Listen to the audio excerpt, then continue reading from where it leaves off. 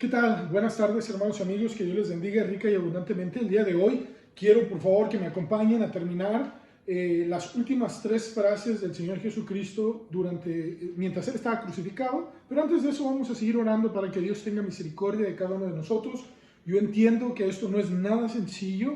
Muchas personas están entrando en ansiedad, en pánico, histeria, etcétera, etcétera. No es para menos. Sin embargo, debemos de entender que Dios quiere que nosotros volteemos nuestro rostro a Él y confiemos en Él. La Escritura, hermanos y amigos, está disponible en muchos idiomas, en muchas aplicaciones. Tú la puedes ver y gracias a Dios por su palabra. Voy a ser honesto contigo, ¿qué haríamos sin ella? Si teniéndola, vean cómo está, y disculpe la expresión, el mundo, las familias, los individuos, patas para arriba, ahora imagínese sin ella. Le ruego por favor que preste atención, que tenga misericordia de Dios de nosotros y que podamos nosotros reconocer que hay un Dios creador, independientemente de lo que diga la ciencia o la gente, etcétera, etcétera, porque la Biblia nos enseña que hay un Dios y la ciencia comprueba que hay un Dios. O sea, todo esto detrás de nuestros cuerpos, los organismos, el ADN que se acaba de descubrir en 1950, Dios no sé por qué permitió que pasaran casi alrededor de 5,000 años de historia hasta que se descubriera el ADN en 1860, la ley de la herencia con Gregorio Mendel, etcétera, etcétera. Y toda la gente que está ahorita diciendo que es sabia, inteligente de este mundo, ellos mismos, disculpen lo que voy a decir, se echan la soga al cuello diciendo tonterías, comparando la nada con algo, etcétera, etcétera. O sea, absurdo, filosofías absurdas, sin darnos cuenta que la Biblia tenía, tiene y tendrá razón. No nos podremos mezclar, no podremos cambiar de especie en especie. Desde Génesis 1, eso Dios lo estableció. Levítico 27, Dios prohibía y prohíbe que se mezclen los alimentos transgénicos, etcétera, etcétera. Y vean todo el daño que causamos, pero Dios lo permite, no es su voluntad. Esto ya lo hemos estudiado, pero Dios lo permite. Bueno, vamos a orar. Te animo, por favor, estudia la Biblia. Te vas a dar cuenta, te vas a asombrar de lo que realmente se encuentra detrás de ella. ¿Y por qué Dios permitía muchas cosas? Las está permitiendo y las va a permitir. Y créanme, lo digo con todo mi corazón, la primera razón es la gracia y la misericordia de Dios. Pero si nosotros no hacemos atención a eso, es como un padre le dice a sus hijos: hijo, deje eso, tenga cuidado, 2 veces, 3 veces, ¡ey! ¡Deja ahí! Tienen que levantar la voz para que presten atención. Y no nos gusta, pero Dios así muchas veces tiene que hacerlo por nuestra necedad. Vamos a orar. Señor, venimos delante de ti a agradecerte por tu misericordia y por tu gracia. Gracias porque hace más de 2000 años en una cruz tú nos muestras tu amor tan grande y tan perfecto para con los seres humanos. Porque así declaró el Señor Jesucristo en esta plática que tuvo con Nicodemo, un religioso, en Juan 3:16. Porque de tal manera amó Dios al mundo que dio a su Hijo unigénito para que todo aquel que en él cree no se pierda, mas tenga vida eterna. No para condenarnos, porque ya estábamos condenados. Ahí mismo dice el 17 al 19. La condenación ya está en nosotros, porque amamos más las tinieblas que la luz, los seres humanos. Ten misericordia de nosotros, Padre. Volvemos a ti, nuestros rostros, pidiendo misericordia, gracia y sobre todo dirección. Gracias. Ten misericordia de la gente que está sufriendo por el coronavirus, los que siguen trabajando. Gracias por los que estamos sanos. Ponemos en tus manos toda esta situación, Señor. Hay de distintas áreas, situaciones, Señor, y todas las queremos poner en tus manos para que tú obres de una manera milagrosa, misericordiosa y sobre todo, Señor, redentora y salvadora. A ti sea la honra y la gloria. En el nombre de Jesús, da sabiduría a aquellos que enfrentan estos virus, a aquellos que están lidiando políticamente con ellos, a aquellos que necesitan trabajo, las empresas, etcétera, etcétera. Y gracias por los que hasta ahorita, Señor, hemos estado sanos. Gracias, en el nombre de Jesús, ten misericordia. Amén. Muy bien, el día de hoy quisiera terminar con las últimas 3 frases del Señor Jesucristo, y la primera de ellas que vamos a ver el día de hoy, que sería la quinta frase, es la siguiente. En Juan 19:28, el apóstol Juan declara lo siguiente: después de esto, sabiendo Jesús que ya todo estaba consumado, dijo, para que la escritura se cumpliese, y subrayo eso, tengo sed. Esa es la quinta frase, tengo sed. Era muy natural que una persona que había perdido tanta sangre, que su cuerpo había sido lastimado y puesto, vamos a ponerlo de esta manera, al extremo, cargar la cruz, los azotes, los golpes, el recorrer el camino, la corona de espinas verdes, el camino hacia el Gólgota, donde sería crucificado, al crucificarle y otras tantas cosas, que la sed que sintió Jesucristo era muy grande. Ahora bien, esto no es muy sencillo de entender espiritualmente hablando. Voy a ponerlo de esta manera. Cristo le dijo en Juan capítulo 4 a la mujer samaritana, una mujer que tenía una vida religiosa, era bien religiosa, ¿verdad? Ella le dijo: mis padres adoran aquí, ustedes dicen que en aquel monte. Y Cristo les dijo: no se trata de la religión, es la misma respuesta, se trata de mí. Cristo dijo: yo soy el que te dará de beber, y si tú tomaras del agua que yo te daré, no tendrás sed jamás. Entonces, al leer tengo sed, ¿verdad? Como que choca. Sin embargo, tenemos que separar la divinidad de Jesucristo, porque Cristo es Dios, y también su parte física. Era muy natural que Él iba a experimentar sed. No estamos hablando del área espiritual, porque Él sigue siendo la fuente de agua viva, y todos los que bebieran del agua que Él nos dará, como le dijo la mujer samaritana en Juan 4, nunca más volveremos a tener sed. ¿Qué quiere decir esto? Quiere decir que tú podrás tener un mejor trabajo y vas a querer más. Una familia y vas a querer otras cosas. Mejor dinero y vas a querer más dinero, porque nunca te vas a saciar. Pero dice Cristo: el agua que yo te daré, todo esto, humanamente lo vas a querer más, pero vas a tener saciedad, vas a tener paz y sobre todo vas a tener el disfrutar de la vida. Eclesiastés 5 y Eclesiastés 6. Entonces, su prioridad, en primer lugar, nos vemos, su prioridad era por quienes murió. Ya pensó al último en Él. Si se dan cuenta, Él dice ahí, después que vio que todo estaba consumado, digo: ya, muy bien, ya pedí perdón por todos, ya encargué a mi madre, ya le dije a alguien que va a estar conmigo en el paraíso, ya estoy pagando por la muerte de estas personas, y ahora voy a pensar en mí. Eso es lo que Cristo nos enseña. Dice la Escritura que sabiendo que ya estaba consumado, entonces sí dice: tengo sed. Vuelvo a mencionar, su cuerpo deshidratado, tanta pérdida de sangre, puesto al extremo, era natural. Y dice Juan 19:29, y estaba ahí una vasija llena de vinagre. Entonces ellos empaparon en vinagre una esponja y poniéndola en un hisopo se la acercaron a la boca. El vinagre era un ácido, vino ácido, era un vino ácido. Usualmente era una bebida para los soldados y de los pobres. Lo más seguro es que el vinagre, la esponja y el hisopo fueron llevados para darle a beber a los crucificados. El hisopo era una mata o un subarbusto vivaz, o sea, una planta, una matita de unos 30 a 60 centímetros de altura, usualmente aromática y de color morada. Esto era históricamente. Y dice la Escritura que su cuerpo pidió algo de beber. Muy bien, ya vimos esto. Él pensó en último lugar en sí, y luego dice la Escritura ahí mismo, para que la Escritura se cumpliese. Entonces, eso fue el segundo punto. Primero se enfocó en salvar, luego se enfocó en cumplir la Escritura. Bueno, valga la redundancia, ¿verdad? Obviamente estaba cumpliendo la Escritura, pero la profecía, es lo que quise decir, la profecía. En el Salmo 64:21, si tú tienes oportunidad de leerlo, Salmo 64:21 dice: me pusieron además hiel por comida, y en mi sed me dieron a beber vinagre. Sin duda alguna, Dios tuvo que comprobar en todos los sentidos que Jesús era el Cristo. Y por esto usted pensará, por esta mínima profecía que diría, le dieron a comer hiel y le dieron a beber vinagre, se tenía que cumplir. Y se cumplió. Dios lo tuvo que cumplir. Es muy importante que la Biblia comprobara que Jesús estaba muriendo y que estaba siendo aprobado por Dios como aquel que estaría tomando nuestro lugar. Dice Apocalipsis 21, termino con este pasaje en esta frase, Apocalipsis 21, del 5 al 7, y el que estaba sentado en el trono dijo: he aquí, yo hago nuevas todas las cosas, y me dijo: escribe, porque estas palabras son fieles y verdaderas. Y me dijo: hecho está. Yo soy el alfa y la omega, el principio y el fin. Al que tuviere sed, yo le daré gratuitamente de la fuente del agua de la vida.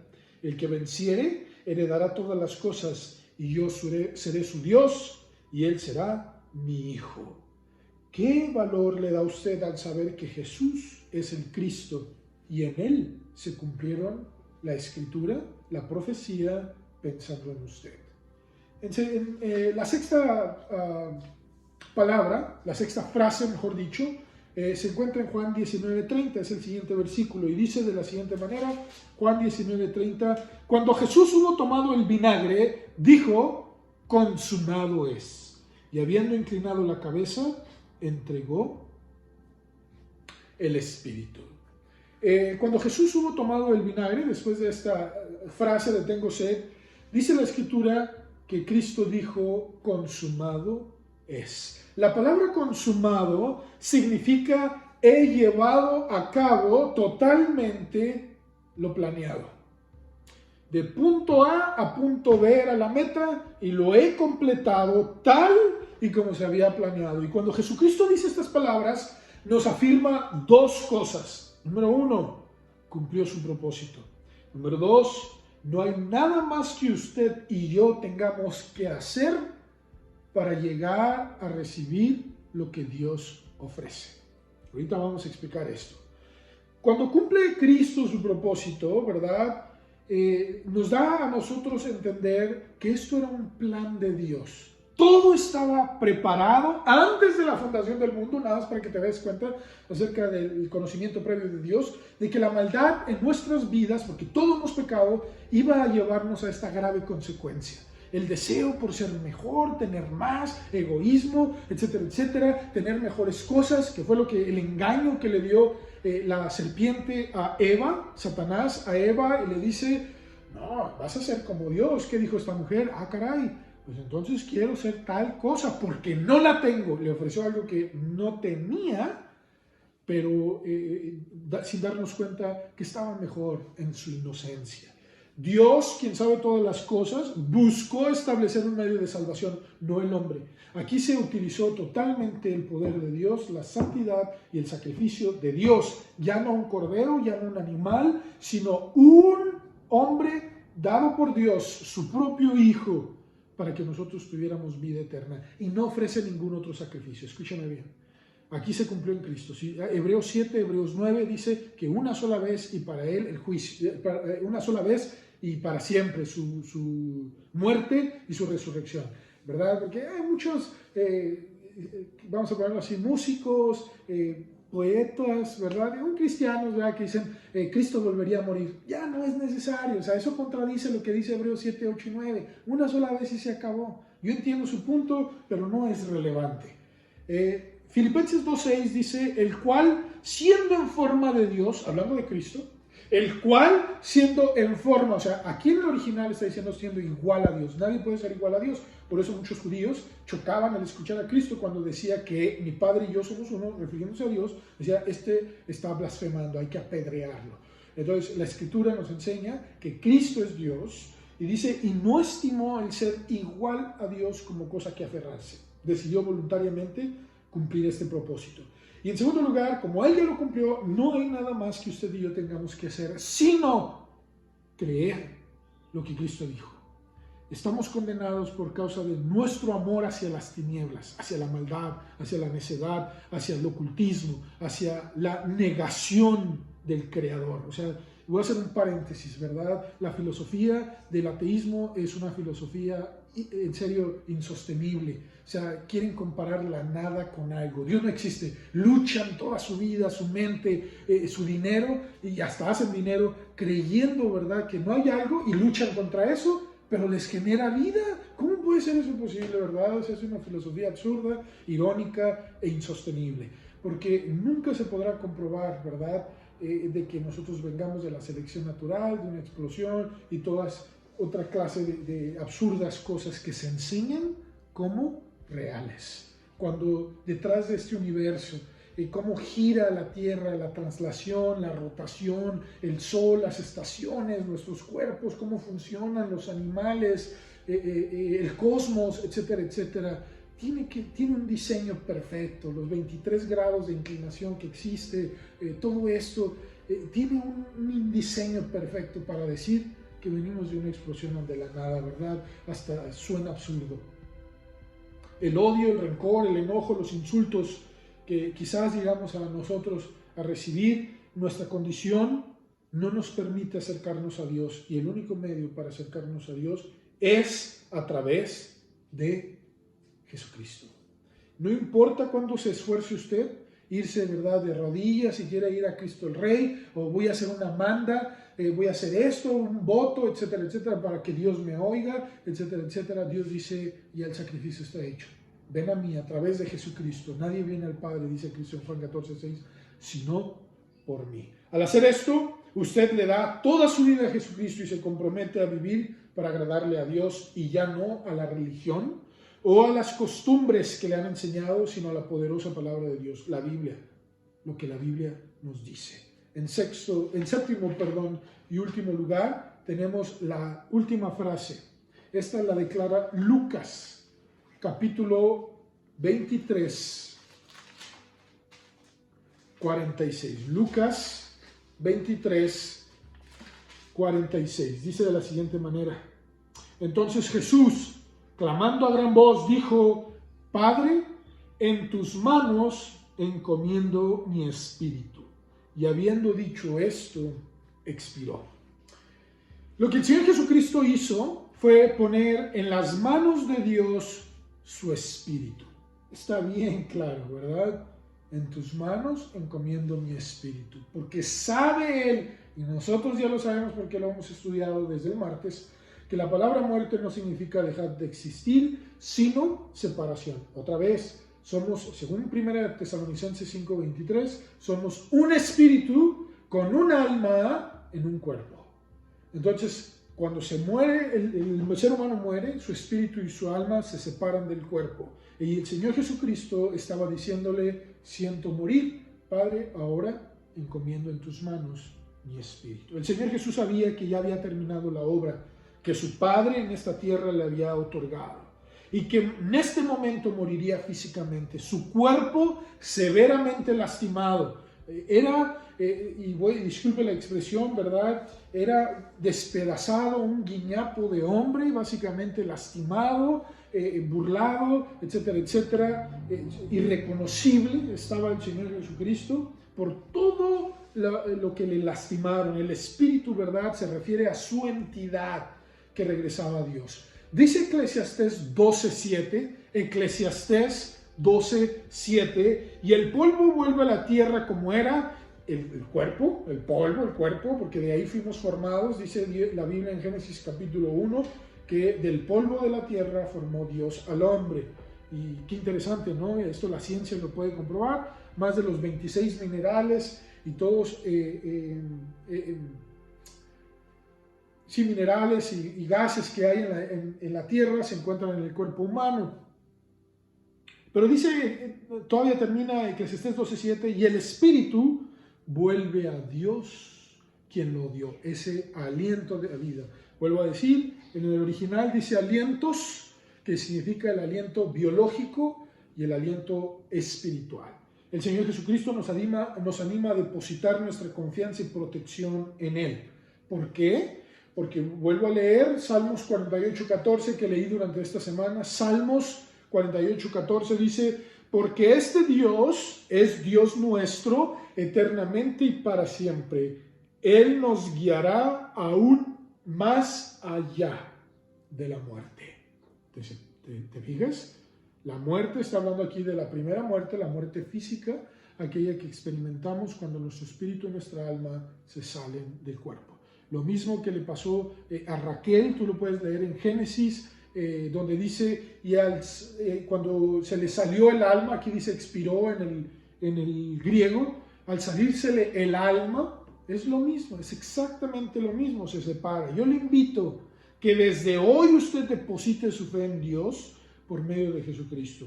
Él quiere entregarle una vida eterna con Él y por favor no pase por alto esta invitación. Hay dos eventos que han trastornado la historia. Y en el Oriente, ¿verdad? Usualmente esto no se celebra, pero en el occidente donde estamos nosotros es de gran impacto e importancia. Y tiene impacto a nivel mundial, sí, pero más se celebra en este área. ¿Cuáles son esos dos eventos? El primero es la muerte y resurrección de Cristo. Estoy diciendo ahorita, ¿verdad? Porque es en abril. Y el otro es su nacimiento. Tanto así, que han tratado de ser distorsionados, pervertidos. ¿No me lo crees? ¿Cuándo has visto a una coneja ovípara? Una coneja poniendo huevos. O sea, nada más para que te des cuenta cómo el engaño satánico quiere sacar a Cristo. Y aún cristianos cayendo en este error tan grave, esta tontería de en las iglesias vamos a poner huevitos, por favor. O sea, qué tontería. Y en segundo lugar, el nacimiento de Cristo. Sabemos que no fue en diciembre. Históricamente se cree que fue en septiembre. Sin embargo, en diciembre lo hemos apartado para reconocer esto. ¿Y a quién meten? Que la Navidad, la magia y un panzón que te va a traer regalos que nunca ha traído, ¿verdad? Porque no existe. Pero hasta se enoja la gente cuando le sacas a sus hijos del engaño. No, Santo Claus no existe. Oh, le diga eso. Se enojan de nada más la racionalidad del ser humano. Que Dios tenga misericordia de nosotros, en serio, para que reconozcamos que el nacimiento de Cristo tiene gran precedencia, tanto así que parte las eras, y su muerte tiene tanto impacto que nos da vida eterna. Nos separa entre la vida y la muerte. La pregunta es, ¿lo crees tú? Que Dios te bendiga rica y abundantemente. El domingo, mañana volvemos a orar, pero el domingo vamos a tener un mensaje de resurrección y también vamos a tener nuestro estudio en el libro de Isaías. Que Dios te bendiga rica y abundantemente.